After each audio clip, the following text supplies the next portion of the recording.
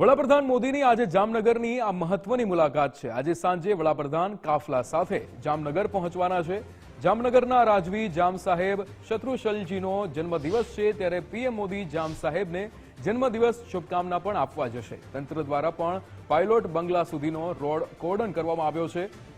જામ સાહેબ સાથે મુલાકાત બાદ સર્કિટ હાઉસમાં ભોજન કરશે। પીએમ મોદી સર્કિટ હાઉસના રંગમતી કક્ષમાં રાત્રિ રોકાણ કરશે। રિલાયન્સ ખાતે પ્રાણી પક્ષી સંવર્ધન સેન્ટર વનતારાની પણ મુલાકાત વડાપ્રધાન મોદી દ્વારા લેવામાં આવશે। પીએમનો કાફલો વનતારાની 4 કલાકની મુલાકાત બાદ સાસણ પ્રવાસે પહોંચશે।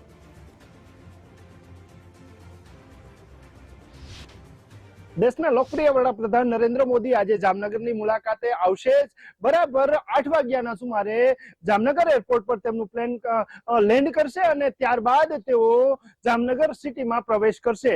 જો જામનગરની વાત કરવામાં આવે તો એરફોર્સ ગેટથી થઈ મહાકાળી ચોક, દિગ્જામ સર્કલથી થઈ પાયલોટ બંગલા સુધીનો કોરિડોર બનાવવામાં આવ્યો છે। પાયલોટ બંગલો એટલે કે જામરાજવી શત્રુશલ્યજીનું નિવાસ સ્થાન। આજે જામ સાહેબનો બર્થડે હોવાથી, જન્મદિવસ હોવાથી તેઓને શુભકામના પાઠવવા પણ તેઓ જઈ શકે છે। જ્યારે જ્યારે વડાપ્રધાન જામનગર આવ્યા છે ત્યારે અચૂકપણે તેઓની મુલાકાત લીધી છે, ત્યારે આજે તેઓનો જન્મદિવસ છે, શુભકામનાઓ પાઠવવા જશે અને ત્યારબાદ તેઓ જોઈ શકાય છે આ ઐતિહાસિક જામનગરનું સર્કિટ હાઉસ છે કે ત્યાં જેઓ રાતવાસો કરશે।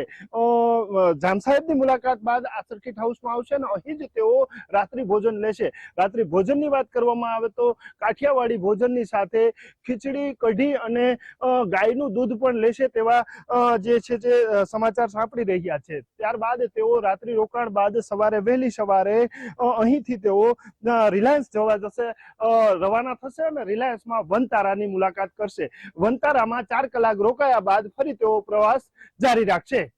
કેમેરામેન હિરેન ગાંધીની સાથે નથુ આહિર, ગુજરાત ફર્સ્ટ, જામનગર।